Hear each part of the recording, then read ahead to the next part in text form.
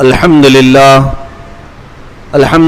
الحنان المنان الذي خلق الإنسان وعلمه البيان والصلاة والسلام على رسوله سيد الإنس والجان وعلى آله وأصحابه ذوي الخير والإحسان أما بعد فأعوذ بالله من الشيطان الرجيم بسم الله الرحمن الرحيم لن تنالوا البر حتى تنفقوا مما تحبون صدق الله مولانا العظيم وبلغنا رسوله النبي الأمين المتين المختار ونحن على ذلك من الشاهدين والشاكرين والحمد لله رب العالمين۔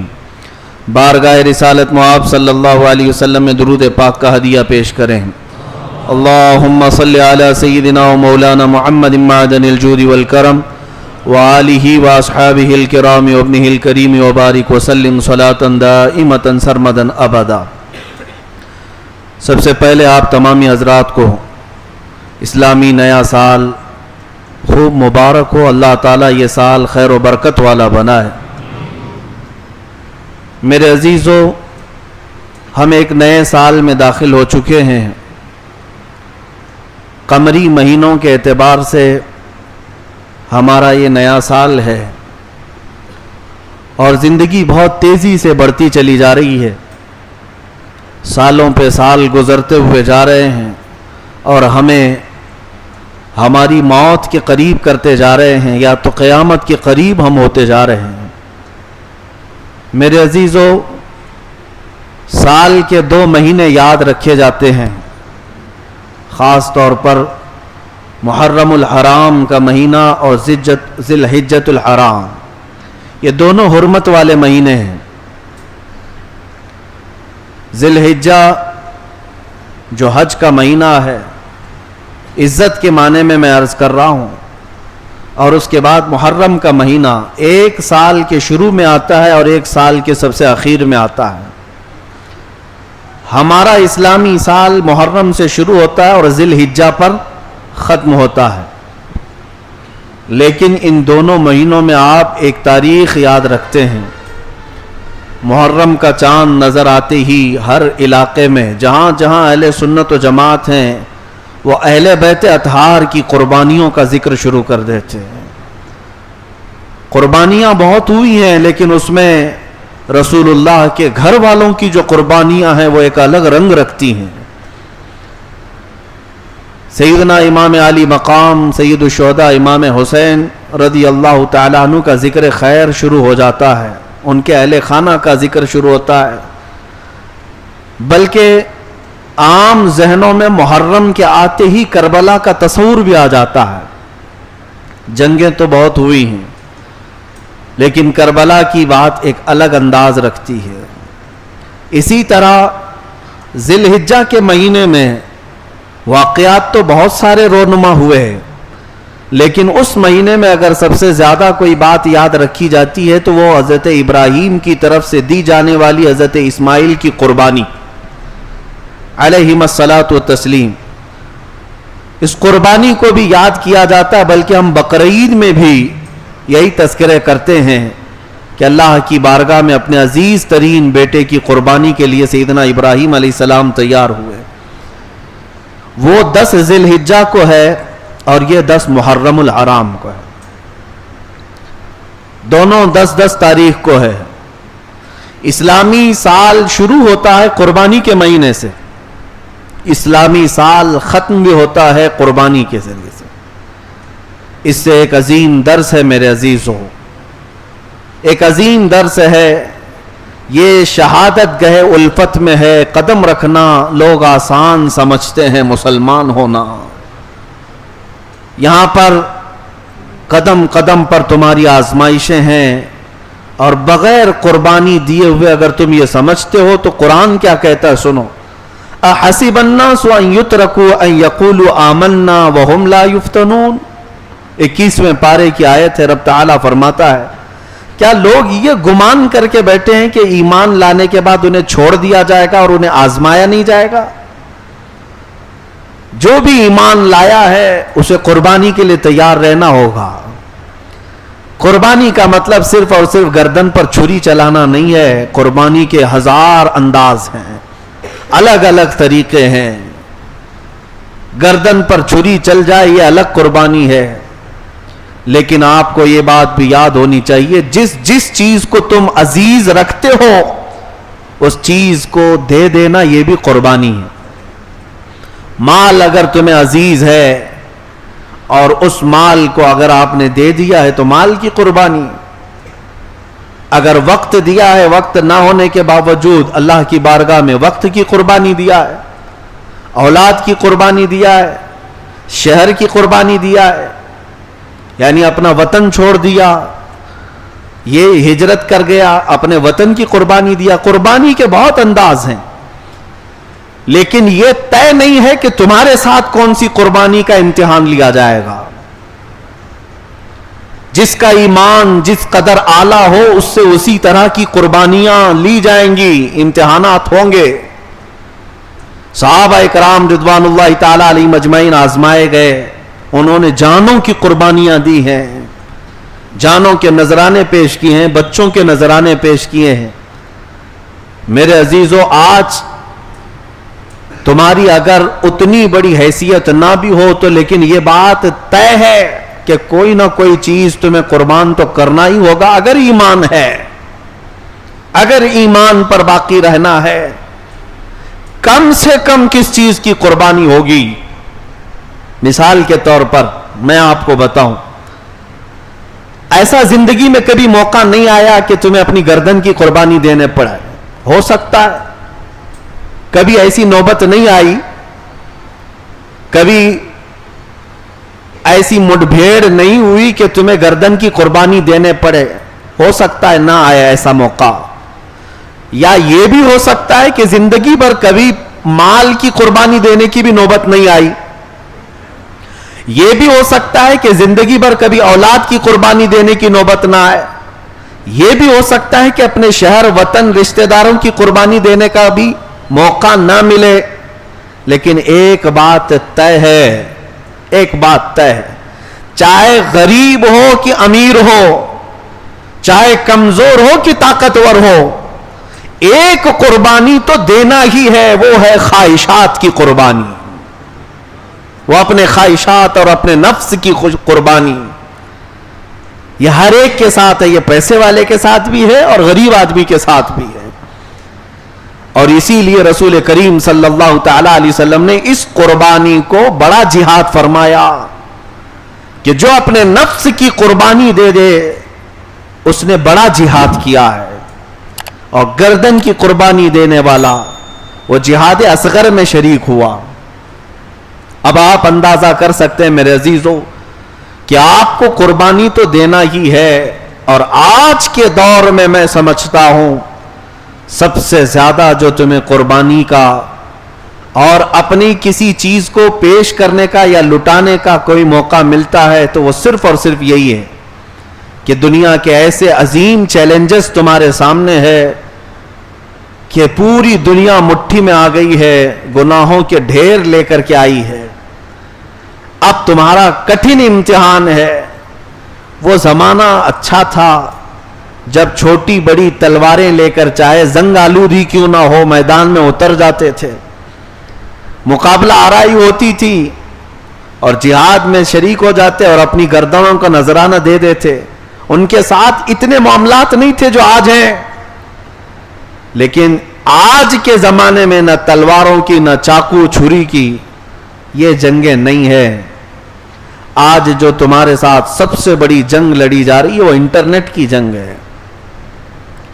اسی میں ساری جنگیں ہوں گی. آپ دیکھ لیں پوری دنیا ٹیکنالوجی سے ایک دوسرے کو مات دیتی ہے, ایک دوسرے کو شکست دینے کے لیے تیار ہے. اب میں اگر کہوں تو ہو سکتا ہے میری بات کا ایکشن لیا جائے, لیکن کہنا ہماری مجبوری ہے کہ دنیا میں آج کچھ بیماریاں زور زبردستی پھیلائی گئیں اور اسے یہ باور کرایا گیا کہ یہ انسانوں کے جسموں سے پھیلنے والی بیماریاں ہیں, جبکہ سائنس کا علم رکھنے والے اور بڑے بڑے ریسرچ اسکالر یہ اچھی طرح سے جانتے ہیں کہ کئی ملک ایسے ہیں آج بھی جو بایو ویپن تیار کر رہے ہیں. بایو ویپن کیا چیز ہے؟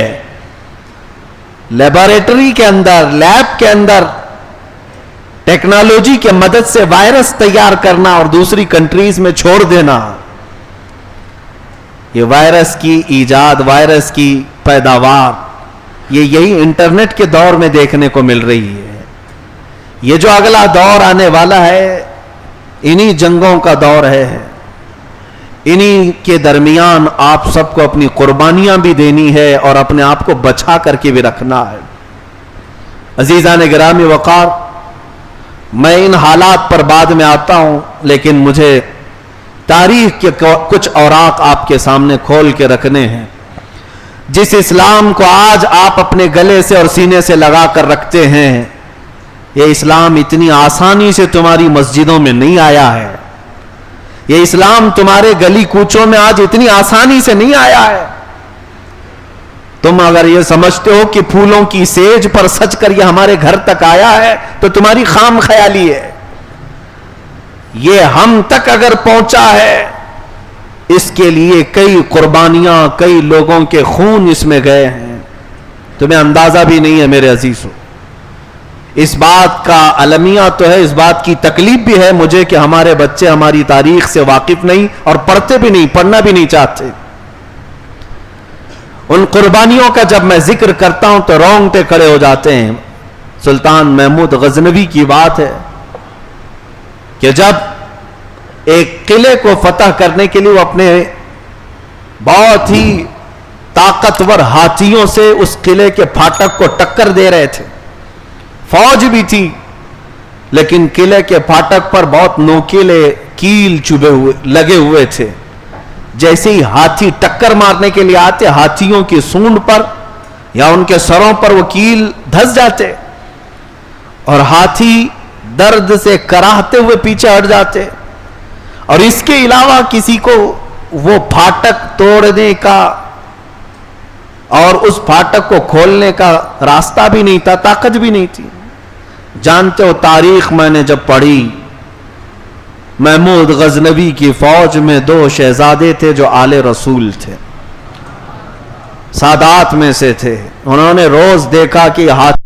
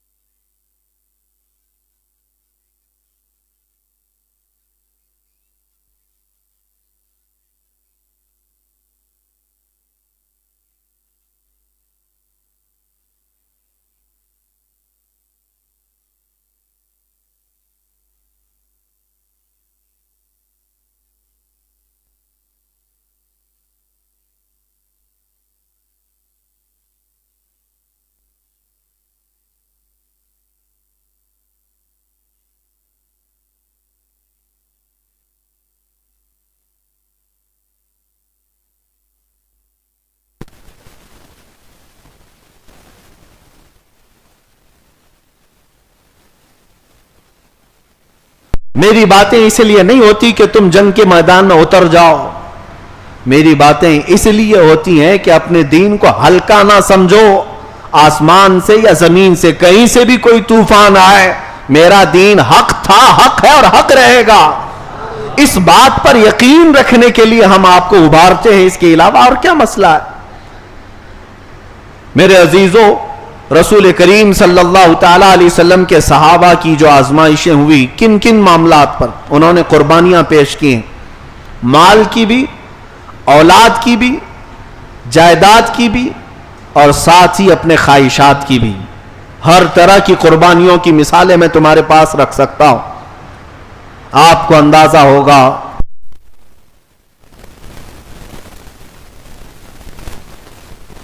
تو یہ ہجرت عام بات نہیں ہوتی. آج اگر آپ کو اپنے آبائی وطن چھوڑنے کے لیے کہہ دیا جائے تو جہاں پیدا ہوئے، جہاں پلے بڑے، جہاں جوان ہوئے، جہاں تمہارے رشتہ دار ہیں، جہاں تمہارے دوست و احباب ہیں، اس وطن کو اچانک چھوڑ کر ایک نئی جگہ پر جا کر بسنا عام بات نہیں ہے. میرے عزیزوں، بہت سخت مرحلہ ہوتا ہے، ہمیں اندازہ ہے اس بات کا. رسول پاک صلی اللہ تعالی علیہ وسلم جس وطن کو چھوڑ کر جا رہے تھے وہ عام شہر نہیں، وہ بھی اللہ کا شہر ہے، مکہ مکرمہ. اور جانتے ہیں جب رسول کریم صلی اللہ علیہ وسلم ہجرت کر کے مدینہ طیبہ چلے گئے تو صحابہ کا حال کیا تھا؟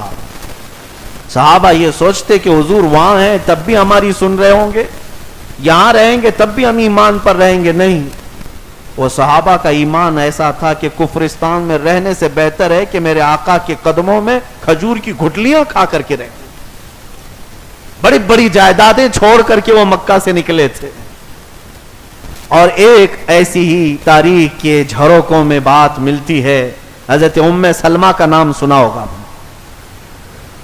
ام سلمہ اور ان کے شوہر ابو سلمہ. سلمہ چونکہ ان کے بیٹے کا نام تھا اس لیے ان دونوں کا لقب یہ ہوا، اصل نام ان کا ہند ہے. یہ دونوں شوہر بیوی ام سلمہ ابو سلمہ، ان کا ایک بیٹا ہے. اور دونوں اس وقت رسول کریم صلی اللہ تعالی علیہ وسلم کی بارگاہ میں ایمان لائے جب حضور ہجرت کر کے جا چکے تھے. شوہر اور بیوی دونوں ایمان لائے، بچہ ساتھ میں ہے. مسئلہ کسی کو ہونا ہی نہیں چاہیے، لیکن شوہر اور بیوی اور بچہ تینوں مل کر کے مکہ چھوڑ کر ہجرت کر کے جانے لگے. بات اصل یہ تھی کہ ام سلمہ کا خاندان الگ تھا، ابو سلمہ کا خاندان الگ تھا، اور دونوں کافروں کے خاندان ہیں. جب دونوں خاندانوں کو معلوم پڑا کہ ہمارا بیٹا اور ان کی بیٹی ہجرت کر کے جا رہے ہیں تو ایک دوسرے پر الزامات لگانے لگ گئے. ابو سلمہ کا خاندان یہ کہنے لگا کہ فلاں قبیلے کی لڑکی ہمارے بیٹے کو اس طرح سے حاوی ہو گئی ہے کہ وہ اسے گمراہ کر کے مدینے لے جا رہی ہے، لہذا پورا خاندان امڑ کر کے آ گیا روکنے کے لیے، ہم اپنے بیٹے کو نہیں بھیجیں.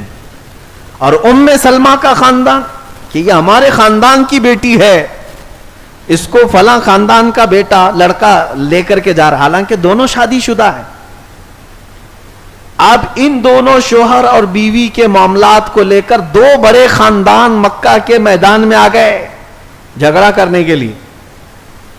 اب بات یہ ہو گئی کہ ام سلمہ اور ابو سلمہ دونوں کہنے لگے کہ ہم چاہے کوئی صورت ہو ہم مدینہ طیبہ جانے کے لیے تیار ہیں. یہ خاندان بھی چھوڑنے کو تیار ہے، وہ خاندان بھی چھوڑنے کو.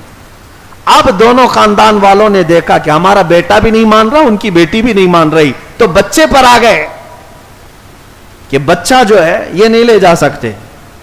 لیکن اب لے گا کون اس بچے کو؟ تو ابو سلمہ کے خاندان والے کہنے لگے بچہ باپ کا ہوتا ہے، یہ بچہ ہمیں دیا جائے. ام سلمہ کے خاندان یہ کفار و مشرکین جو عرب کے تھے، مکہ کے، یہ ہمیشہ نخوت میں، گھمنڈ اور تکبر میں مبتلا زیادہ رہا کرتے تھے، ہار ماننا ان کی عادت نہیں تھی.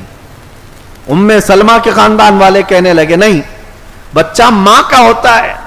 1.5 سال کا بچہ دودھ پیتا ہوا، اس کے لیے لڑنے لگے کہ ماں کا ہوتا ہے ہمیں دیا جائے. دونوں خاندان بچے کو لے کر کے لڑنے لگ گئے. اور اس کے بعد ہوا یہ کہ بچے کو اٹھایا. ابو سلمہ کے خاندان والا بھی, ام سلمہ کے خاندان والوں نے بھی اس بچے کو اتنا کھینچا کہ دونوں بچے کے ہاتھ نکل کر کے باہر آئے.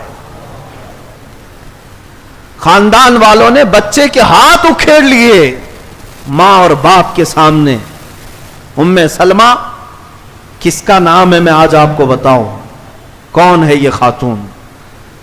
اس خاتون کے سامنے 1.5 سالہ دودھ پیتا بچہ, دونوں ہاتھ جب خاندان والوں نے اکھیڑ لیے تو بچے کی کیفیت کیا ہوگی؟ ماں بلک گئی لیکن کوئی تیار نہیں ہے. اس کے باوجود بھی خاندان اس بچے پر ٹوٹ پڑے کہ بچہ ہمیں دیا جائے, ہمیں دیا جائے.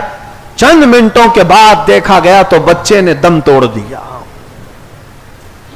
جگہ پر بچے کا انتقال ہوا. اور اس کے بعد ام سلمہ کیا کرتی سوائے اس کے کہ اپنے بچے کا غم کھائے. میرے عزیزو, یہ لمحہ کیسا ہوتا ہوگا تصور کر سکتے ہو ذرا؟ جس ماں کے سامنے اس کے 1.5 سالہ بچے کے دونوں ہاتھ اکھیڑ دیے جائیں اور پھر اسے مار دیا جائے, بچہ مر جائے, ماں کی کیفیت کیا ہوتی ہوگی؟ ابھی چند گھنٹے نہیں گزرے ہوں گے, رحم آیا. ام سلمہ کے خاندان والوں کو کہا بیٹی ہے تو ہماری بیٹی, بچہ مر گیا, چل واپس اپنے گھر. قربان جاؤ ام سلمہ پر, کہتی اب میرا کوئی خاندان نہیں سوائے رسول اللہ کے. میں اگر جاؤں گی تو مدینہ طیبہ جاؤں گی میرے رسول صلی اللہ علیہ وسلم کے قدموں میں. اس بات پر جب وہ سوار ہوئی تو میرے عزیزو حالات ایسے پیش آئے کہ ان کے شوہر جو ابو سلمہ تھے ان کو بھی گرا کر ختم کر دیا. شوہر کا بھی انتقال. تنہا عورت باقی رہ گئی, نہ اس خاندان والا اب لینے کو تیار, نہ اپنا خاندان. بچہ بھی گیا, شوہر بھی گیا, لیکن ہار ماننے کو تیار نہیں. وہ کیسی صحابیہ تھی, وہ تنہا سفر کرتی کرتی کرتی مدینے کے قریب آ گئی. ایک صحابی ملے, ان سے کہا, وہ صحابی ان کی حالت کو دیکھ کر کے رونے لگے. مکہ سے ایک تنہا عورت سفر کر کے آ رہی ہے, جب اس نے اپنے دکھڑے سنائے, اپنے بچے کا غم, تو رو پڑے. کہا رسول اللہ کے لیے تو سب کو چھوڑ آئی؟ کہا ہاں, بس ایک بار اس چاند جیسے چہرے کو دیکھنا, بس مجھے زندگی مدینہ طیبہ میں گزارنی. وہ تو آئی تھی, مدینے میں ایک جھونپڑی مل جائے میں یہی رہ جاؤں گی. وہ صحابی لے کر میرے آقا کی بارگاہ میں پہنچے. کہا یا رسول اللہ, یہ ام سلمہ فلاں خاندان کی بیٹی ہے, اس کا شوہر فلاں خاندان کا, اور اس کے ساتھ یہ معاملہ پیش آیا. حضور نے پوچھا کیا ہوا؟ جب ام سلمہ بتانے لگی, میرا 1.5 سالہ شیرخوار بچہ, دودھ پیتا بچہ میرے سامنے, دونوں ہاتھ کھینچ لیے خاندانوں نے اور مار دیا. مجھے اس کا غم تھا, میرے گھر چھوٹنے کا غم تھا, ساتھ ہی راستے میں میرے شوہر کے انتقال کا غم تھا, لیکن یا رسول اللہ یہاں پہنچ کر کے سارے غم دور ہو. میں آپ کے دربار میں آئی, میرے مصطفیٰ کریم صلی اللہ علیہ وسلم نے ام سلمہ کو کوئی جھونپڑی نہیں دی, کوئی مکان نہیں, بلکہ ارشاد فرمایا ام سلمہ سے اللہ کا رسول نکاح فرماتا. حضور اکرم صلی اللہ تعالی علیہ وسلم نے اس بیوہ خاتون ام سلمہ سے نکاح کیا, اور قیامت تک آنے والے کروڑوں مسلمانوں کی انہیں ماں بنا دی. وہ ام المومنین حضرت ام سلمہ رضی اللہ تعالیٰ. میرے عزیزوں, ازواج مطہرات کی بات آئے تو میں ہر زوجہ کے بارے میں یہ بتا سکتا ہوں کہ میرے آقا نے کیوں نکاح کیا. یہ ظالم درندے اگر دریدہ دہنی کے ساتھ اگر میرے مصطفیٰ پر انگلیاں اٹھاتے ہیں کہ 9 شادیاں ہوئی, 10 شادیاں ہوئی, تمہیں پتا ہے کہ کس کے ساتھ کس لیے نکاح کیا میرے مصطفیٰ نے؟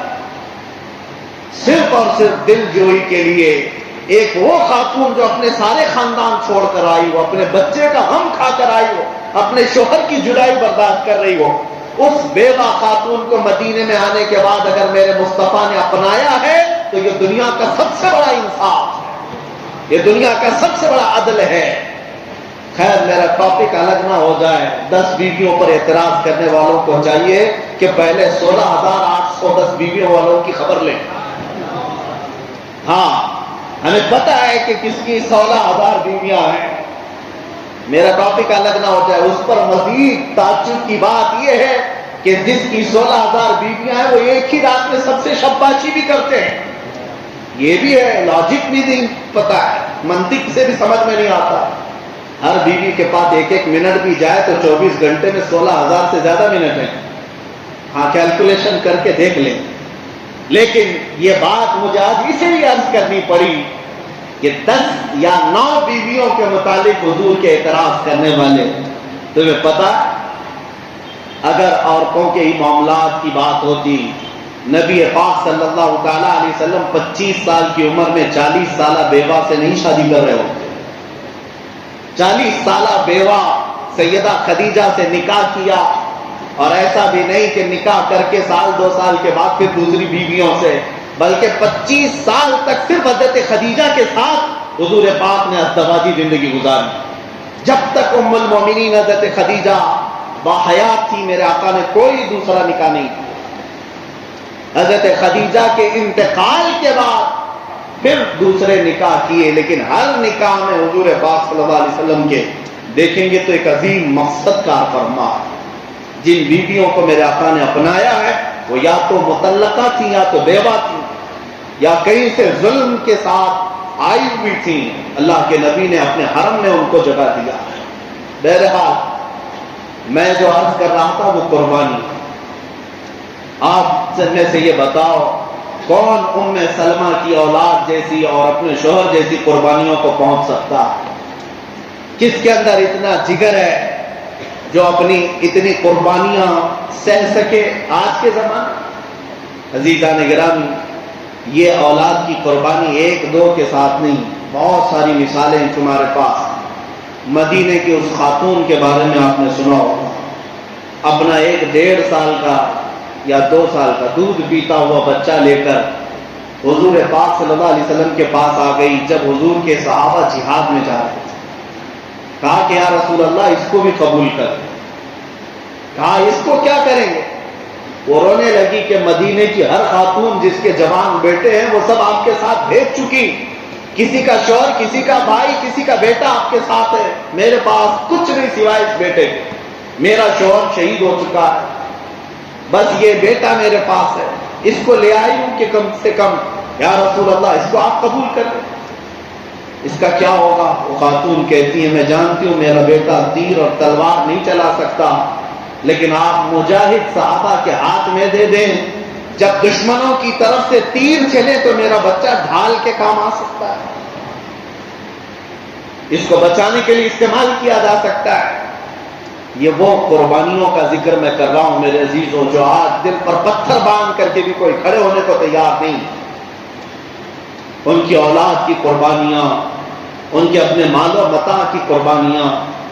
سیدنا ابوبکر صدیق رضی اللہ تعالیٰ نے جس طرح مال کی قربانیاں دی، حضرت عثمان غنی نے جس طرح مال کی قربانیاں دی. آج اگر آپ کے پاس حساب کرنے کا انداز ہے تو میں آپ کو بتاتا ہوں، صرف جنگ تبوک کے موقع پر حضرت عثمان غنی رضی اللہ تعالیٰ عنہ کا جو خیرات شدہ مال ہے، توجہ جاتا ہوں، حضور پاک صلی اللہ علیہ وسلم نے جب رغبت دلائی تھی کہ کوئی ہے جو اللہ کی راہ میں دے، تو حضرت عثمان غنی کھڑے ہوئے 1000 اونٹ ساز و سامان کے ساتھ. پھر حضور پاک نے دوبارہ کہا تو پھر انہوں نے 1000 اونٹ ساز و سامان کے ساتھ. پھر حضور نے پوچھا اور کوئی ہے، تو تیسری بات بھی حضرت عثمان غنی 1000 اونٹ ساز و سامان کے ساتھ. آپ نے روایت سنی ہوگی، لیکن آج میں یہ بتا دوں اس کا آج کے زمانے میں اگر حساب کیا جائے کتنا انہوں نے ایک دن میں خیرات کیا تھا تو تقریباً 120 کروڑ کی مالیت ہوتی ہے. 1 ارب 20 کروڑ کی مالیت تقریباً، جو انہوں نے ایک بار میرے مصطفیٰ کے فرمان پر قربان کیا تھا. میرے عزیزو، 1000 روپے کی چٹھی دے کر کے لوگ ایڈورٹائز کرتے ہیں. مسجد میں 100 روپے کی نوٹ جھولی میں ڈالنا ہو تو 4 لوگوں کو دکھانا پڑتا ہے کہ ہم نے بھی دیا. لیکن وہ رسول اللہ کے جانثار صحابی جنہوں نے ایک بار میرے مصطفیٰ کریم صلی اللہ علیہ وسلم کے حکم پر کروڑوں، آج کتنے دان کرنے والے ہوں گے، لیکن لا کر کے دکھاؤ حضرت عثمان غنی کی طرح ایک وقت میں میرے آقا صلی اللہ علیہ وسلم کی ایک زبان پر اس طرح سے دی ہو۔ ابھی میں آپ کو بتاؤں، حج کے سفر میں مدینہ طیبہ کے دوران میں گزر رہا تھا، حضور کی مسجد نبوی کے قریب میں ہی جو بڑی بڑی عمارتیں بنی ہوئی ہوٹل، 14 منزلیں، ان ہوٹلوں میں آج حجاج قیام کرتے ہیں، لیکن میں آپ کو بات یہ بتا رہا ہوں، جانا تو شاید آپ کو بھی نظر آ جائے۔ باب السلام سے نکلنے کے بعد تھوڑے سے آگے کے بعد ایک بہت ہی بلند و بالا ہوٹل ہے جس میں حجاج قیام کرتے ہیں، 14 منزلے کی کافی بڑی عمارت ہے۔ ہوٹل کا نام ہے وقف عثمان ابن عفان۔ حضرت عثمان بن عفان کے مال سے بنا ہوا ہوٹل آج بھی مدینے میں ہے، آج بھی 14 صدیاں گزر گئی، ان کے اللہ کی راہ میں دیے ہوئے اس مال کو اللہ نے آج تک ختم نہیں کرا، بلکہ وہاں کی میونسپلٹی کا خرچہ بھی حضرت عثمان غنی کے مال سے چلتا ہے۔ عزیزان گرامی، یہ مال کی قربانیاں تھیں۔ رسول کریم صلی اللہ تعالی علیہ وسلم نے جس کو جس چیز کے لیے حکم فرمایا وہ کھڑے ہوئے۔ اب جو بات آتی ہے وہ اپنے خواہشات کی قربانی۔ مال دے دینا کبھی آسان ہوتا ہے، جان دے دینا کبھی آسان ہو جاتا ہے، لیکن اپنی خواہشات سے پیچھے ہٹنا ہے بہت مشکل ہو جاتا ہے۔ ہاں، میں یہ بات ریپیٹ کرتا ہوں، دہراتا ہوں آپ کے سامنے، خواہشات کی قربانیاں بہت ہی اہم ہوتی ہیں۔ خواہشات میں جو آتی ہیں وہ اپنی بیویاں بھی ہیں، اولاد بھی ہے، مال بھی ہے، اپنی عادتیں بھی ہیں، یہ سب خواہشات میں آتی ہیں، لیکن ان پر بھی صحابہ کرام نے بڑی بڑی مثالیں قائم رکھی ہیں۔ آپ نے سنا ہوگا ایک صحابی جن کو عبداللہ اسود کہا جاتا ہے اور تاریخ میں ان کا نام سعد بھی ہے، رضی اللہ تعالی عنہ، حضرت سعد کالے تھے، جوان سے حضور کی بارگاہ میں آئے، کہا نکاح کرنے کی خواہش ہے لیکن کوئی بیٹی دیتا نہیں۔ نبی پاک صلی اللہ علیہ وسلم نے مدینے کے ایک انصار صحابی جو ابھی نئے اسلام میں آئے ہوئے تھے، ان کی بیٹی بڑی حسین تھی، خوبصورت تھی، حضور نے فرمایا جا ان کے گھر پیغام لے کر جا۔ یہ آئے، وہ مدینے کے جو صحابی تھے عمر ان کا نام، حضرت عمر ان کی بیٹی مدینے کی خوبصورت ترین لڑکیوں میں سے، وہ صحابی اور اپنی اہلیہ کے ساتھ بیٹھے تھے، اور یہ نوجوان جو کالے رنگ کے ہیں آئے، کہا کہ حضور پاک صلی اللہ علیہ وسلم نے بھیجا ہے۔ کہا کیوں بھیجا ہے؟ کہا سنا کہ آپ کے گھر میں جوان بیٹی ہے، میں نکاح کا پیغام لے آیا۔ تو صحابی نے اوپر سے نیچے ان کو دیکھا، شکل کالی ہے، ان کی بیٹی نہایت خوبصورت۔ میرے عزیزوں، یہ امتحان کی گھڑی ہوتی ہے۔ کہا شوہر اور بیوی دیکھتے رہے، ایسا کیسے ہوگا ہماری اتنی خوبصورت بیٹی ان کے ساتھ نکاح کر دیں؟ میں آپ کو بتاتا ہوں، میچنگ ضروری ہے، آپ بھی کریں، میں اس کے خلاف نہیں جا رہا، لیکن یہ بات یہاں مسئلہ الگ ہے، یہاں مسئلہ الگ ہے۔ میرے اس بیان کا مطلب یہ نہیں ہے کہ آپ لڑکے اور لڑکی میں میچنگ نہ دیکھیں، دیکھیں آپ، سنت ہے، لیکن اس واقعے میں مسئلہ صرف میچنگ کا نہیں تھا، یہاں فرمان رسول کا تھا، یہاں مسئلہ میچنگ کا نہیں ہے۔ دونوں صحابہ، وہ صحابی اور صحابیہ اہلیہ دونوں دیکھتے ہیں اور ان سے کہتے ہیں اچھا حضور نے بھیجا ہے، ٹھیک ہے ہم دیکھ کر کے جواب دے دیں گے، آپ جائیے۔ اس صحابی کے لیے تعجب کی بات نہیں تھی، روز ریجیکٹ ہوتے تھے کہیں نہ کہیں، ان کے لیے تعجب کی بات نہیں تھی۔ یہاں پر بھی وہی ہوا جو ہوتا ہے، وہ چلے گئے، لیکن اس واقعے میں جو سب سے اہم رول ہے اس شہزادی کا، جو خوبصورت ترین تھی، وہ گھر کے اندر بیٹھی سن رہی تھی۔ جب وہ کالے نوجوان چلے گئے، نوجوان شہزادی اندر سے آئی، اپنے ماں باپ سے پوچھتی کون آیا تھا؟ کہا بیٹی کوئی آیا تھا۔ کہا میں نے سن لیا ہے اندر سے، کوئی آیا تھا میرے نکاح کا پیغام لے کر کے حضور کے دربار سے۔ ماں اور باپ سہم گئے۔ کہا اچھا تو نے سن لیا؟ کہا میں نے سنا۔ آپ نے جواب کیا دیا؟ کہا دیکھتی نہیں بیٹا وہ تیرے میچ کا ہے، تیرے برابر کا ہے، اس کی شکل برابر تیرے سے ملتی نہیں ہے۔ کہا پھر کیا سوچا آپ نے؟ حضور سے جا کر کے بات کریں گے۔ وہ دوشیزہ، وہ نوجوان شہزادی رونے لگ گئی۔ کہا مجھے اللہ کے عذاب سے ڈر لگتا ہے کہ میرے والد ہے، میری والدہ، آپ نے کیا کیا آج آپ کو اندازہ ہے؟ آپ نے صرف آنے والے کا رنگ دیا دیکھا، بھیجنے والے کا رنگ نہیں دیکھا۔ کس نے بھیجا تھا یہ آپ نے نہیں دیکھا۔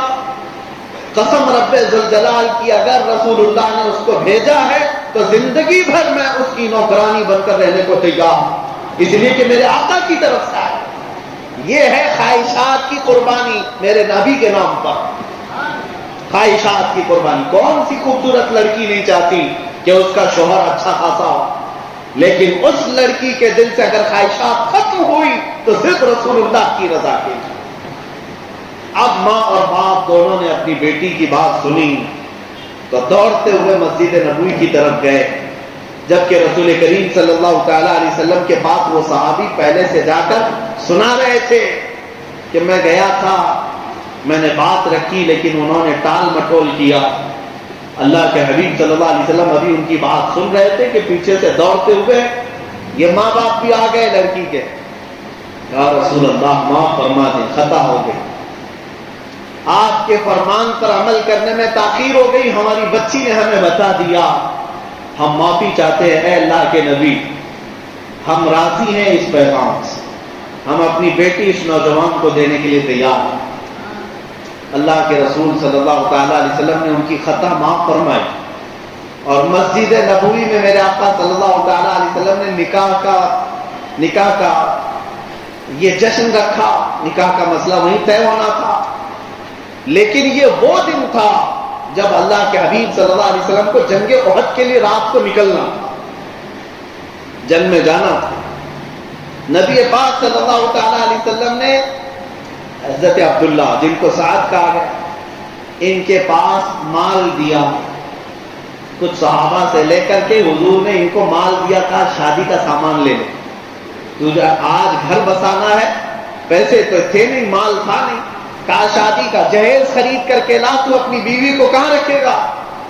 یہ خوشی خوشی گئے اور جہیز کا سامان خریدنے کے لیے بازار میں گئے تو وہاں ایک منادی اعلان کر رہا تھا، اے مسلمانوں، اللہ کے نبی صلی اللہ علیہ وسلم جہاد کے لیے نکل رہے ہیں، مشرکین نے حملہ کیا ہے، تم میں سے کون ہے جو نبی پاک کے شانہ بشانہ کھڑا ہو جائے؟ حضور کے ساتھ کون جانے کو تیار ہے؟ یہی عبداللہ جو جہیز خریدنے کے لیے گئے تھے اب جا کر گھوڑا خریدتے ہیں اور تلوار خرید رہے ہیں، بھالا خرید رہے ہیں، نیزہ خرید رہے ہیں، لوہے کا لباس خریدا، پورے کے پورے پیسے جنگی سامان میں لگا دیا۔ آج شادی ہونی ہے، ارے کچھ تو بچا کر کے رکھتے، جنگ میں جا کر کے واپس آؤں گا تو پھر شادی بھی تو کرنی ہے، نہیں، جنگ میں جا رہے ہیں۔ یہ صحابہ کی عادت تھی، وہ یہ نیت لے کر نہیں جاتے کہ واپس آئیں گے تو یہ کرنا ہے، یہ نیت لے کر کے جاتے کہ شہادت ہوگی تو اللہ سے ملاقات کرنا۔ جنگی سامان خرید لیا اور وہیں سے پہن کر کے آئے۔ گھوڑا بھی، وہ گھوڑے پر کبھی بیٹھے نہیں، غریب تھے، گھوڑے پر بیٹھے نہیں، یعنی ان کا ذاتی گھوڑا نہیں تھا، ذاتی گھوڑا نہیں تھا، ساز و سامان بھی ان کے پاس جنگ کے نہیں تھے، آج جی بھر کے سب سامان خریدا، پورا زرہ کا مطلب ہوتا ہے وہ لوہے کا لباس، ٹوپی بھی لوہے کی ہوتی ہے اور سینے پر بھی لوہے کا لباس رہتا ہے تاکہ تلواروں کا زخم نہ آنے پائے، سب پہن لیا۔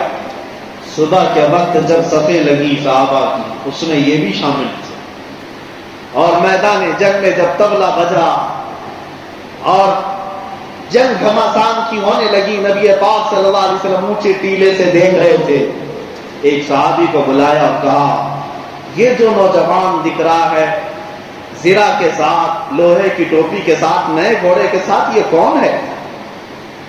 حضور نے جب پوچھا تو صحابہ اس کی تلاش میں لگ گئے، کہا ہم میں سے کوئی نہیں پہچان رہا، اس کو نیا کوئی آیا ہے، نیا کوئی آیا ہے، ہماری صفوں میں سے تو یہ نہیں ہے۔ نبی پاک صلی اللہ علیہ وسلم نے مسکرا کر کے کہا، اس کی کہنیاں دیکھو، یہ کالے کالے نہیں نظر آ رہے، یہ عبداللہ اسود، یہ سعد ہے، میں اس کو اچھی طرح سے جانتا ہوں، اس کو میں نے جہیز خریدنے کے لیے پیسے دیے تھے، اس نے جنگ کا سامان خرید لیا۔ میرے عزیزوں، اللہ کے حبیب صلی اللہ تعالی علیہ وسلم نے مسکرایا، لیکن جنگ کا وقت کسی کے ساتھ بات کرنے کا بھی نہیں ہوتا۔ شام ہونے سے پہلے احد کے میدان میں پانسا پلٹ گیا تھا، آپ کو معلوم ہے تاریخ، مسلمانوں پر وہ جنگ بھاری ہو گئی تھی، اس طرح کے 70 صحابہ کی شہادت اس جنگ میں ہوئی، وہ جیتی ہوئی جنگ پھر سے شکست میں بدل گئی۔ اس جنگ میں جو عظیم عظیم صحابہ شہید ہوئے، شام کے وقت جب رسول کریم صلی اللہ علیہ وسلم میدان کا معائنہ کر رہے تھے تو ایک لاش عبداللہ اسود کی بھی پڑی، وہ زرے کے ساتھ، وہ لوہے کا لباس پہنے ہوئے، ہاتھ میں تلوار پکڑے ہوئے زمین پر گرے ہوئے تھے اور ہر جگہ سے خون رس رہا تھا۔ لیکن قربان جاؤ، صحابہ کی بہت ساری لاشیں تھی، لیکن میرے آقا نے اس لاش کے پاس آ کر کے قریب مٹی میں نیچے حضور بیٹھ گئے، حضور میدان میں بیٹھ گئے، ان کے سر سے زرہ کو اتارا، صحابہ دیکھ رہے تھے، لوہے کی ٹوپی خود جس کو کہتے ہیں اس کو اتارا، اور جیسے ہی لوہے کی ٹوپی کو اتارا تو سبوں نے پہچان لیا یہ عبداللہ اسود۔ لیکن اس کے بعد اس صحابی کی قسمت دیکھیں، میرے آقا نے ان کا سر اپنی گود میں رکھ لیا، اور ان کے سر پر اور ان کے چہرے پر جتنی دھول لگی تھی میرے آقا نے اپنے ہاتھوں سے صاف کیا، خون کو پوچھا، اور اس کے بعد قرآن کی یہ آیت پڑھتے ہیں اللہ کے نبی صلی اللہ علیہ وسلم، من المؤمنین رجال صدقوا ما عاهدوا اللہ علیہ۔ صحابہ سے کہتے ہیں میرے آقا، اللہ قرآن میں فرماتا ہے مومنین میں کچھ ایسے بندے ہیں جنہوں نے اللہ سے کیا ہوا وعدہ پورا کر دیا، انہی میں سے میرا یہ صحابی ہے۔ خواہشات کس کو کہتے ہیں؟ اے میرے عزیزو، شادی کرنے کی خواہش کس کی نہیں ہوتی؟ جہیز اور سجنے سورنے دولہا بننے کی خواہش کس کی نہیں ہوتی؟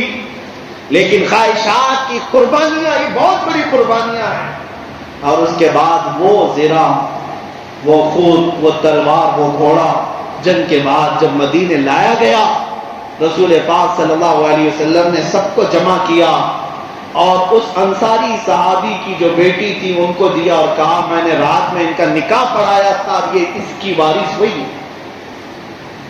ایک رات بھی نہیں گزارے، شوہر بیوی تو ہو چکے تھے، نکاح ہوا تھا، یہ ان کی قربانیاں تھیں۔ انہوں نے ہر چیز پر اللہ کی رضا کو، رسول کی محبت کو مقدم رکھا، فرسٹ پرائیوریٹی حضور کی ذات ہے، اس کے بعد پھر ہماری خواہشات۔ اسی لیے اقبال نے کہا ہے آبروئے ماں زنام مصطفیٰ، آبروئے ماں زنام مصطفیٰ، ہم سب کی عزت و آبرو مصطفیٰ کے نام سے ہے۔ اور اسی کے بعد میں اپنی طرف سے یہ بات اکثر عرض کرتا ہوں، ہرچے دری دنیا باد مصطفیٰ، اور اس دنیا میں جو کچھ بھی ہے وہ میرے مصطفیٰ کے بعد، حضور کے بعد۔ جس دن آپ کو یہ بات سمجھ میں آ جائے گی تو آپ کو اندازہ بھی ہوگا کہ قربانی کہتے کسے ہیں۔ میرے عزیزوں، اب میں آتا ہوں ان عظیم قربانیوں کی بات۔ دیکھیں، مالی قربانیاں بھی ہیں، جانی قربانیاں بھی ہیں، اولاد کی قربانیاں بھی ہیں، خواہشات کی قربانیاں بھی ہیں، ایک لمبی فہرست ہے۔ لیکن کچھ وہ لوگ ہیں جنہوں نے منصب کی قربانیاں بھی دی ہیں، جاہ و جلال کو بھی ٹھکرایا ہے۔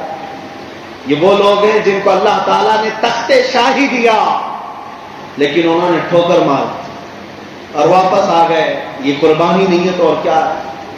بلخ کے بادشاہ ابراہیم بن ادھم کو کون نہیں جانتا؟ سلسلہ چشتیہ کے اس عالی وقار بزرگ کا نام ہے جن کے نام کی برکت سے اللہ دعائیں قبول فرمائے، ابراہیم بن ادھم۔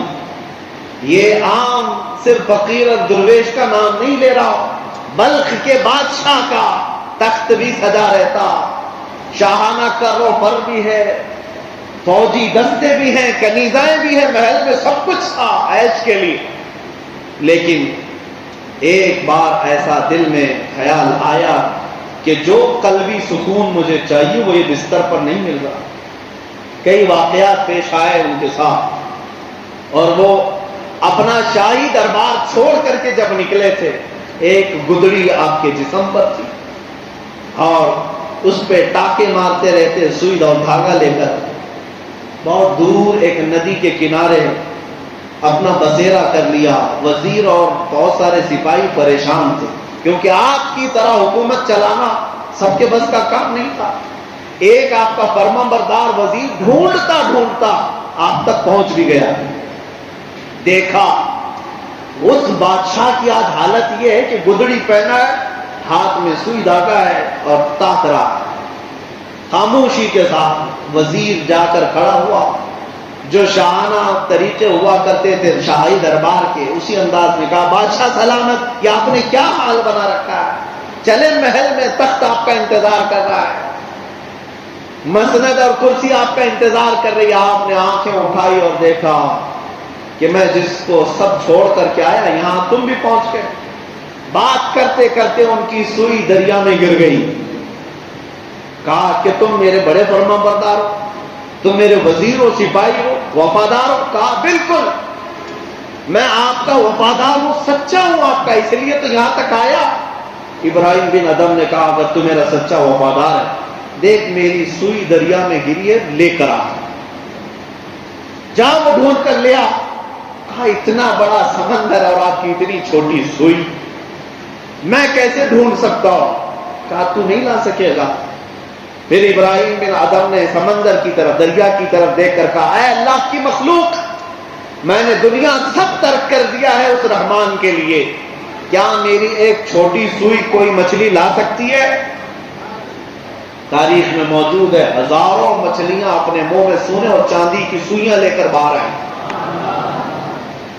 ابراہیم بن ادم نے سب کی طرف دیکھا اور کہا، نہیں، میری وہی والی سوئی چاہیے جو میں اپنے گاؤں سے لے کر چلا تھا. مجھے یہ سونے اور چاندی کی سوئیوں کی کوئی ضرورت نہیں. ایک مچھلی کے منہ میں وہ ان کی پرانی والی سوئی تھی، وہ آپ نے اس کو نکال لی. میں آپ کو بتاتا ہوں. پھر ابراہیم بن ادم نے اس وزیر کی طرف دیکھ کر کے کہا، دیکھ وہ تخت اچھا تھا کہ یہ تخت اچھا ہے؟ ہم نے اللہ کے لیے کسی چیز کو چھوڑا ہے تو رب تعالیٰ نے ساری مخلوق کو ہمارا تابع بنایا. قربانی دینے کے بعد یہ مت سمجھو کہ سب لٹ جائے گا، پلس ہو کر کے ملنا اللہ کی بارگاہ. اسی لیے کہا گیا ہے میرے عزیزو، قتل حسین اصل میں مرگ یزید ہے. اسلام زندہ ہوتا ہے ہر کربلا کے بعد. اس خون حسین کو رائے گاہ نہیں جانا ہے. کربلا کے میدان میں اگر قتل ہو گیا ہے تو قربانی بہت عظیم ہے، لیکن کیا سمجھتے ہو کہ وہاں پر قربانی کے بعد سب ختم ہو گیا؟ نہیں. تاریخ آج بھی ان کفار و مشرکین اور دشمنوں کو ہر محرم پر زناٹے دار تھپڑ مارتی ہے. دیکھ وہ یزیدی، دیکھ وہ تخت یزید پر بیٹھے ہوئے ظالم، آج دیکھ 1400 سال کے بعد بھی خون حسین آج کس طرح چمک رہا ہے. ہر علاقے سے حسین حسین کی آواز آج پھر بھی آتی ہے، لیکن ڈھونڈ کر کے دکھا کہ یزید کا بچہ یا یزید کا نام کسی گلی کوچے میں نظر آتا. اور پھر میں تو پریکٹیکل بتاؤں آپ کو، پریکٹیکل تاج اور تخت سب کچھ جس کے پاس تھا، دمشق کی سرزمین تخت تھی، اس یزید کا شاہانہ کروں پر تھا. صرف ایک حسین سے لڑنے کے لیے جس نے 22,000 کا لشکر بھیجا، سب کچھ تو وہاں تھا. لیکن آج جاؤ، آپ کو اگر میسر ہو تو ملک شام دمشق بھی چلے جانا، اور اللہ نے توفیق دی تو عراق کے کربلا میں بھی چلے جانا. دمشق جا کر کے، دمشق جا کر کے اچھے اچھوں سے پوچھ لینا. تاریخ میں ہم نے سنا ہے کہ امیر معاویہ کا بیٹا یزید نام کا ایک ظالم تھا، اور اس نے تخت بچھایا تھا. کہاں ہے اس کی قبر؟ شاید کچھ پرانے تاریخ جاننے والے لوگ آپ کو لے کر کے جائیں گے ایسی جگہ پر جہاں پورے دمشق کا کچرا پھینکا جاتا ہے، جہاں مرے ہوئے جانور ڈالے جاتے ہیں، جہاں پر آپ ناک بند کر کے کھڑے نہ ہو سکیں.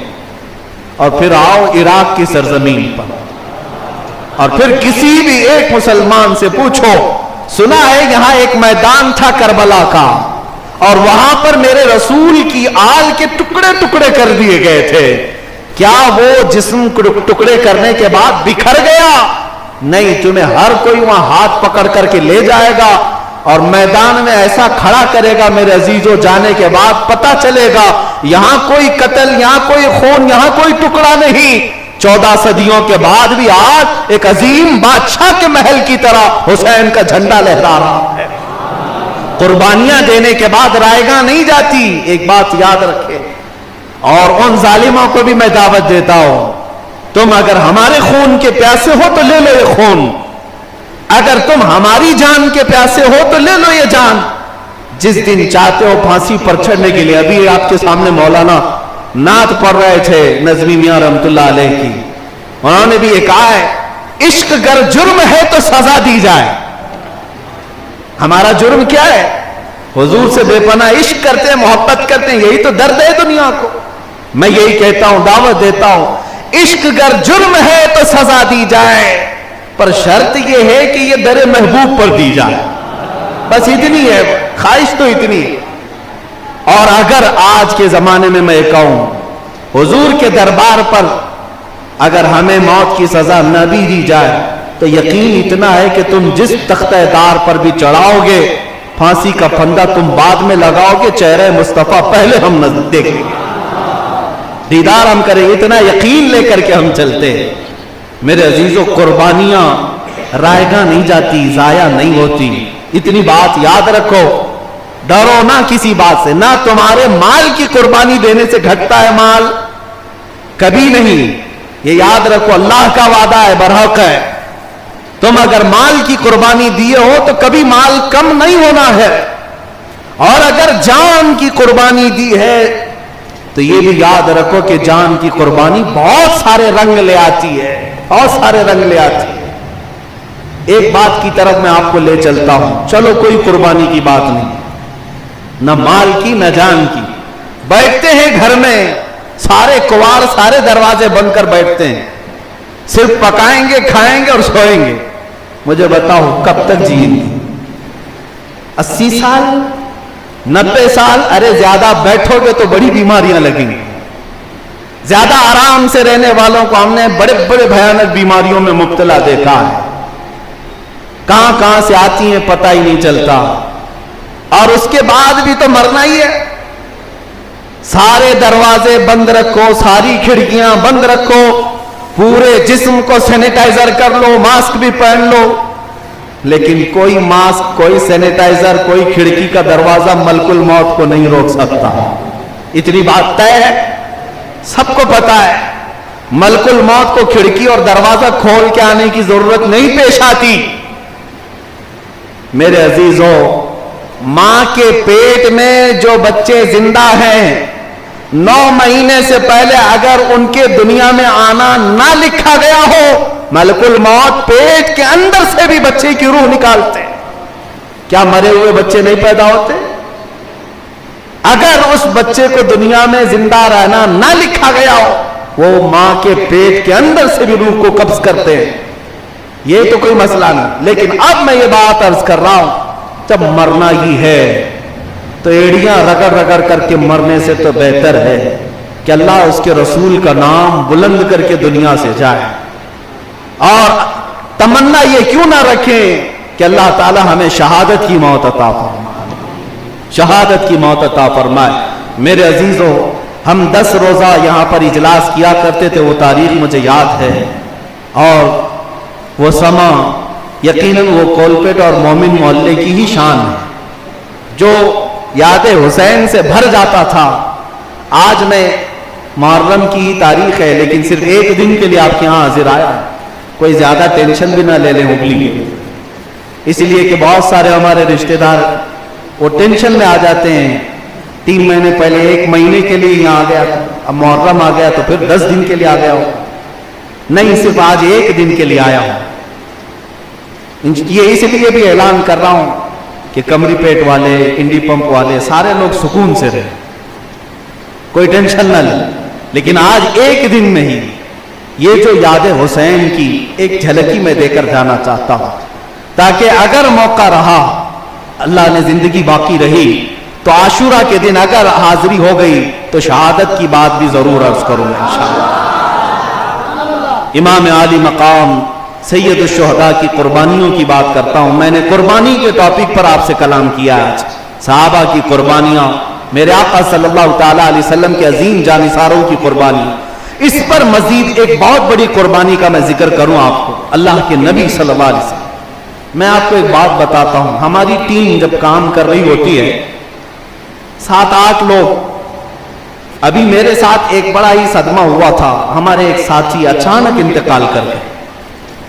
وہ ہمارے بڑے عزیز تھے, مشیر خاص تھے, لیکن جیسے ہی ان کا انتقال ہوا اتنا صدمہ لگا کہ خالی خالی لگنے لگا. ایک ساتھی اگر ہم سے دور جائے تو کئی دن تک صدمہ ہوتا ہے. میرے عزیزو, ہمارا کون سا بڑا کام ہے, ہم کون سا بہت بڑا دین کا کام کر رہے ہیں, اور ہمارے ساتھی بھی ویسے کتنے بڑے ساتھی ہیں, نارمل ہی ہیں. اس کے باوجود میں نے محسوس کیا صدمہ لگتا ہے, غم ہوتا ہے ایک ساتھی کے جانے پر. کبھی آپ سوچ سکتے ہو اس رسول پاک صلی اللہ علیہ وسلم کے صبر کا کتنا بڑا امتحان ہوگا جب احد کے میدان میں میرے آقا کھڑے ہو, ان کے عزیز ترین چچا امیر حمزہ کا سینہ چیرا جا رہا ہو, پھاڑ کر کے کلیجہ نکالا جا رہا ہو, اور پھر حضور کے سامنے ہی کچا کلیجہ چبایا جا رہا ہو. ہم اپنے ایک ساتھی کی موت برداشت نہیں کر پاتے, غم ہلکا نہیں ہوتا. مہینے گزر گئے, آج نبی پاک نے اپنے عزیز چچا, وہ کون سے چچا جو ہمیشہ ڈھال بن کر رہتے تھے حضور کے ساتھ, کسی کی مجال نہیں تھی امیر حمزہ اگر کھڑے ہو تو حضور کی طرف کوئی آنکھ اٹھا کر دیکھے, پہلوان تھے, جانتے ہیں زندگی بھر میرے آقا کو اس کا دکھ تھا امیر حمزہ کو جس طرح قتل کیا گیا. 17 غزوات میں میرے آقا نے اپنے ساتھیوں کو جاتے ہوئے دیکھا ہے. 17 غزوات میں کیسی کیسی جانیں گئی ہیں جانتے ہو. اس میں میرے آقا کی کتنی بڑی قربانی, جمے رہنا, ڈٹے رہنا. ان سب جانوں کے جانے کے بعد حضور اکرم صلی اللہ علیہ وسلم بدر کے میدان میں گئے. اگرچہ بدر میں اسلام کو فتح ہوئی, لیکن جانتے حضور کے گھر کا حال کیا تھا. حضور کی اپنی بیٹی حضرت رقیہ دم توڑ رہی تھی, بیمار تھی. میرے آقا مدینے میں نہیں تھے, اپنی عزیز بیٹی. بدر کے میدان میں میرے آقا مصروف ہیں, اس وقت بیٹی کا انتقال ہوا, حضور جنازے میں نہیں آ سکے. حضرت عثمان غنی نے خود اپنے ہاتھوں سے دفن کیا حضرت رقیہ کو. حضور پاک صلی اللہ تعالی علیہ وسلم کے 3 بیٹے ہوئے, تینوں کو حضور نے بچپن میں اپنے ہاتھوں سے دفن کیا. بڑی بیٹی سیدہ زینب جن کا نکاح بھی حضور نے کیا, نکاح کے بعد ان کے گھر بیٹی بھی ہوئی. حضور اپنی نواسی کو بڑا کھلایا کرتے تھے. حضرت امامہ, اس بچی کو لے کر میرے آقا اکثر مسجد نبوی میں آتے, نمازیں پڑھاتے. اس سیدہ زینب کو حضور اکرم صلی اللہ علیہ وسلم کے سامنے ہی موت آئی. حضور نے ان کا بھی جنازہ پڑھایا اور دفن کیا. تیسری بیٹی حضرت ام کلثوم حضور کے سامنے ہی دم توڑ گئی, وفات پا گئی. گھر کا حال تو یہ ہے کہ 3 بیٹے اپنے سامنے گئے, 3 بیٹیاں اپنے سامنے گئی ہیں. بیٹے تو بچپن میں, بیٹیاں جوانی میں, سب کو دفن کیا میرے آقا نے. وہ کتنا مضبوط کندھا تھا, وہ کتنا مضبوط کندھا تھا جب اپنے چچا امیر حمزہ کو اٹھایا. اتنا ہی نہیں, احد کے میدان میں جو واقعات پیش آئے, اللہ اکبر, تاریخ بہت طویل ہے, بہت طویل ہے. میں نے جتنا احد کے میدان کے بارے میں پڑھا ہے, باقی 17 غزوات کے بارے میں اتنے شہادتیں اور اتنی المناک واقعات نہیں ملتے. ایک صحابی عبداللہ بن جہش میرے آقا صلی اللہ تعالی علیہ وسلم کے بڑے خاص صحابی تھے, رفیق تھے, حضور کے لیے سب قربان کرتے تھے. احد کے میدان میں جانتے ان کے ساتھ کیا ہوا؟ کافروں نے ان کو پتھروں سے مارا تھا.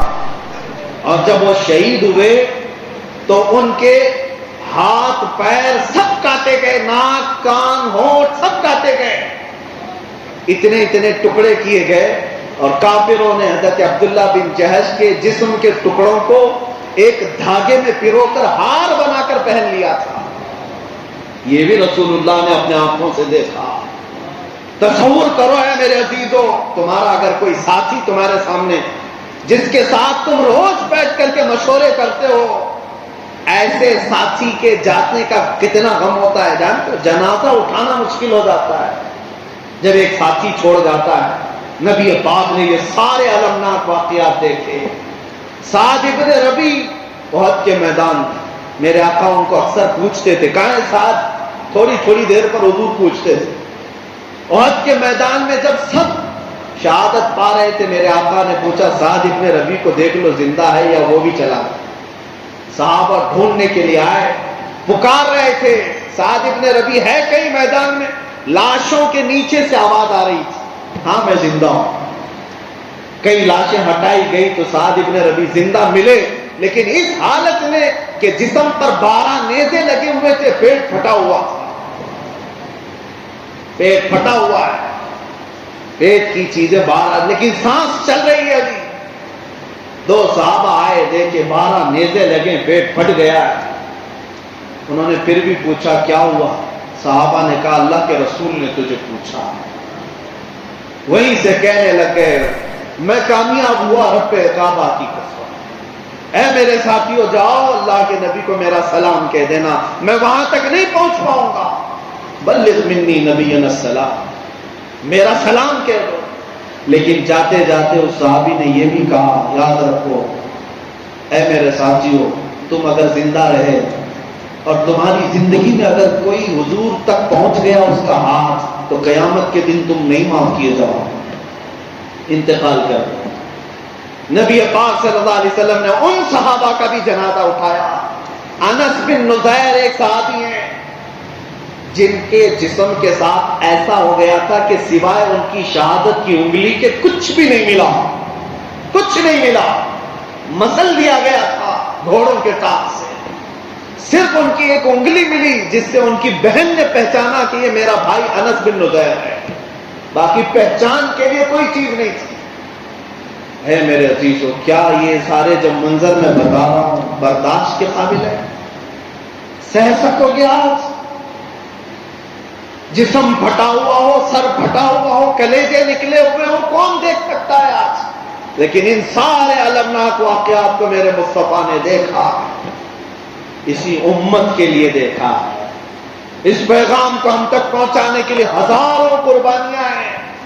اگر تم یہ سمجھتے ہو کہ گوشت مچھلی انڈے کھا کر کے اسلام پھیلا ہے تو خام خیالی میں ہو.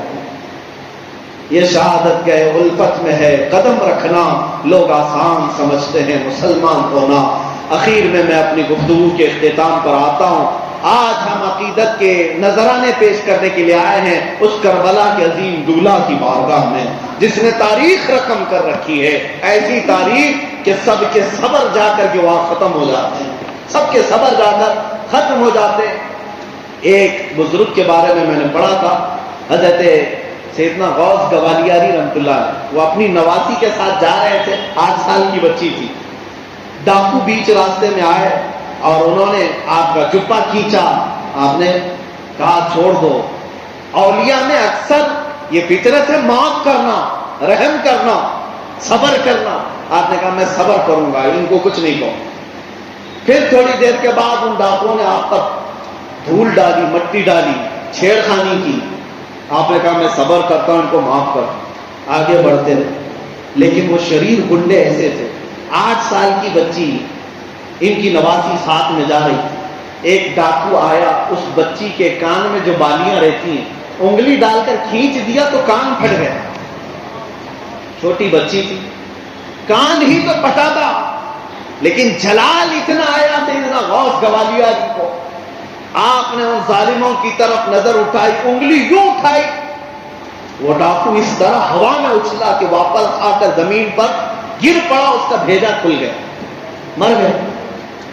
ساتھ میں آپ کے ایک اور بزرگ تھے، انہوں نے پوچھا غوث گوالیاری سے، آپ تو کہہ رہے تھے آپ صبر کر رہے ہیں، آپ تو کہہ رہے تھے آپ معاف کر رہے ہیں، تب ان کی آنکھوں سے آنسو آئے، کہا سن لو ایک تاریخ بتا جاتا ہوں، اپنے بچوں کے درد پر صبر کرنا صرف حسین کا کام، وہاں کوئی نہیں پہنچ پائے گا۔ یہ سید الشہداء، ہم اپنی بچی کے کان پھٹنے کو برداشت نہیں کر پاتے، اس مولا حسین نے 6 ماہ کے علی اصغر کے گلے میں تیر چبھتے ہوئے بھی دیکھا ہے۔ پیاس کے لیے تڑپتا ہوا وہ بچہ جب حلق پر تیر چلا گیا ہو اور خون نکل کر کے باپ کے چہرے پر آتا ہو، کیا کیفیت ہو سکتی ہے؟ سوچ سکتے ہو؟ تصور میں لا سکتے ہو؟ جب جوان بیٹے بار بار اجازت مانگ کر کے میدان میں جاتے ہو، چاہے وہ امام قاسم ہو چاہے وہ علی اکبر ہو، بھیجنے کے لیے کتنا بڑا دل چاہیے۔ پتا ہے کہ کس کے ساتھ مقابلہ ہے، میرا ایک جوان بیٹا ہے، لڑے گا تو سامنے ہزار لوگ آئیں گے، پتا ہے باپ کو، لیکن تقاضا یہی تھا کہ بھیجا، اور بھیجتے بھی تھے، دور بیٹھ کر دعائیں بھی کرتے تھے، لیکن جب جوان بیٹے آخری دم پر آ جاتے ہیں، تیروں سے زخمی ہو کر گرتے تو اپنے باپ کو چاچا کو پکارتے۔ یہی 60 سالہ عمر میں حسین اعظم، یہی 55-56 سال کی عمر تھی اس وقت، جب جاتے اور کندھے پر اسی جوان کو اٹھا کر خیمے میں لاتے۔ کتنے لاشیں لائے آپ جانتے؟ حضرت عباس علمبردار کو اٹھایا، امام قاسم کو اٹھایا، علی اکبر کو اٹھایا، حبیب ابن مظاہر کو اٹھایا، مسلم بن اوسدہ اسدی کو اٹھایا، حر بن رباح کو اٹھایا، ایک دو نہیں سب کو اٹھا کر تنہا لاتے تھے، خیمے کے پاس لائے۔ ایک بار اگر حادثہ ہو جاتا ہے نا، کہیں ایک گاڑی کسی میں ایکسیڈنٹ ہوتا 2-3 لوگ ایک ساتھ مر جائے، پھر جنازے کا حال دیکھنا، شہر ٹوٹ پڑتا ہے، کیا ہوتا ہے کہ نہیں ہوتا؟ کبھی اگر ایسا ایکسیڈنٹ ہو گیا 2-3 لوگ ایک ساتھ انتقال کر گئے، ان جنازوں میں بھیڑ امڑ پڑتی ہے، اور ہر ایک کی زبان پر یہ ہوتا ہے بہت برا حادثہ ہوا، بہت برا حادثہ ہوا۔ یہاں پورا شہر ایک حادثے کو دیکھنے کے لیے آ جاتا ہے، کربلا کے میدان میں ان بڑے بڑے حادثوں کو دیکھنے کے لیے سوائے حسین کے کوئی نہیں تھا۔ بڑے بڑے حادثوں کو دیکھنے کے لیے اٹھاتے تھے اپنے کندھوں پر اور لے کر کے آتے خیمے کے بعد، دفن کرنے تک کا بھی وقت نہیں تھا، پھر دوسرے کو بھیج دینا پڑتا۔ میرے عزیزو، کس کس کی قربانیاں وہاں حسین اعظم نے نہیں دیکھی، وہ کیسا وقت تھا، وہ کیسا سما تھا۔ محرم کی یہ یادیں آتی ہیں تو رونگٹے کھڑے ہو جاتے ہیں۔ میرے عزیزو، آج ایک بات میں آپ کو سنا کر جاتا ہوں، اگر زندگی باقی رہی تو انشاءاللہ عاشورہ میں آؤں گا، اللہ نے اگر چاہا، لیکن ایک بات میں ضرور کہوں گا، کربلا کی داستانیں خون حسین کو ہم صرف رلانے کے لیے نہیں بیان کرتے کہ تم رو کر کے یہاں سے جاؤ، آنکھیں بھیگو کر کے چلے جاؤ، اور ہم بھی اپنے جذبات میں بول کر کے صرف رونا اور رلانا نہیں چاہتے، بلکہ اس خون کا حق ادا کرنا آج ہم سب پر فرض ہے، ہم سب پر فرض ہے۔ کربلا کی داستان رونے کے لیے نہیں سنائی جاتی، کربلا کی داستان اس دلوں کے دل سے خوف نکال کر کے انہیں جوان مرد شیر بنانے کے لیے سنائی جاتی ہے، اس لیے سنائی جاتی ہے کہ ہمارا ہر بچہ حیدر کرار کے اس عظیم بیٹے کی طرح ان کا غلام بن کر کے میدان میں کھڑا رہے۔ کربلا کے واقعات اس بار بھی سننا اگر آپ کو نصیب ہو، کسی بھی عالم اہل سنت سے ضرور سنیں، اور اس کے بعد صرف رو کر کے بند نہ کریں، بلکہ یہ طے کر کے اٹھیں کہ حسین اعظم کے خون کا ایک قطرہ بھی جو زمین پر گرا ہے وہ ہم سب کو بیدار کرنے کے لیے گرا ہے، ہم سب کو سینچنے کے لیے گرا ہے۔ اور میں محسوس کرتا ہوں دنیا بھر کی مسجدوں کی اذانوں میں اور ان کے میناروں میں، یہ مسجدوں میں جو آج رنگ و روغن ہے، جو رونق ہے، یہ خون حسین کی یادی ہے، حسین اعظم کی قربانی کا یہ رنگ ہے میرے عزیزو۔ اس لیے اس کو ہم بار بار یاد کرتے ہیں اور اپنے بچوں کو حسینی بنانا چاہتے ہیں۔ یاد رکھو، آج پھر سے یزیدی دور آیا ہے، فتنے ویسی ہیں، اور ایک نہیں 100 یزید آئے، 100 یزید آئے ہیں، لیکن ہر محلہ، ہر علاقہ، ہر شہر، ہر بستی حسین کو ڈھونڈ رہی ہے۔ کوئی غلام حسین کھڑا ہو جائے اور ان یزیدیوں کا قلعہ پاش کر رکھے۔ اس لیے اے بچوں، آج کے زمانے میں تمہارا صرف اور صرف اتنا جذبہ ہو، جیوں گا تو حق مذہب کے ساتھ، اسلام کے ساتھ جیوں گا، اور میرے نبی پاک صلی اللہ علیہ وسلم کے دین کے ساتھ کوئی کمپرومائز نہیں کروں گا۔ حسین اعظم نے جس دین کو سینچنے کے لیے خون دیا ہے، اس دین کی آبیاری کے لیے میں اپنے خون کے آخری قطرے تک لڑتا رہوں گا انشاءاللہ، میں لڑتا رہوں گا انشاءاللہ۔ ظالموں کی طاقت، ظالموں کے تخت، ظالموں کے پیسے آج مجھے روک نہیں سکیں گے انشاءاللہ۔ میں بھی یہاں عہد کر کے اٹھتا ہوں اس بات کو لے کر کے، تمہاری حکومتیں ہوں گی بہت بڑی بڑی، تمہاری طاقتیں ہوں گی بہت بڑی بڑی، ہو سکتا ہے تمہارے پاس جال بچھا ہو، فوج کا، پولیس کا، ڈپارٹمنٹ کا، سب کچھ ہوگا۔ ہو سکتا ہے ہم فقیر ہیں، ہم کچھ نہیں عاری ہیں، لیکن اتنی بات ہمیں یقین کے ساتھ معلوم ہے کہ اگر خون کا قطرہ بھی ہمارا بہے گا تو وہ شعر یاد کر لینا، اسلام زندہ ہوتا ہے ہر کربلا کے بعد، اسلام زندہ ہوتا ہے ہر کربلا کے بعد۔ اگر کربلا کی تاریخ رقم کرنی پھر سے ضرورت پیش آئی تو اللہ گواہ رہے کہ مولا کریم ہمیں کوفہ والوں میں اور یزیدوں میں ہرگز نہ شمار کر، اگر ہمارے گھر میں آدھی روٹی بھی ہو مولا ہمیں حسین کی فوج میں شمار کرنا۔ وآخر دعوانا الحمد